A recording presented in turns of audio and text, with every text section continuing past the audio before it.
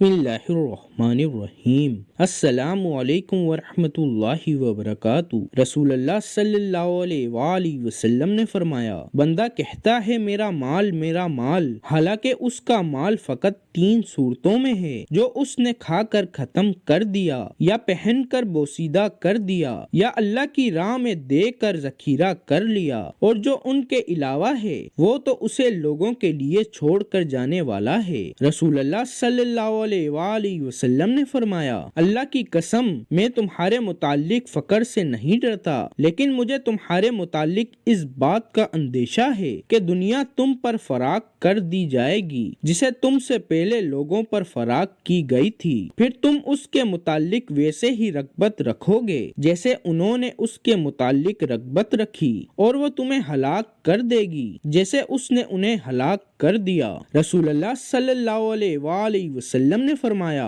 अल्लाह किसी मोमिन की कोई नेकी जाया नहीं करता, उसको उस नेकी के बदले में दुनिया में अता किया जाता है, और उसके बदले में उसे आखिरत में जज़ा दी जाएगी, और काफर को उसकी दुनिया में अल्लाह के लिए की गई नेकियों के बदले में खिलाया जाता है, हत्ता कि जब वो आखिरत को पहुँचेगा तो उसकी कोई नेकी नहीं होगी जिसकी उसे जज़ा दी जाए।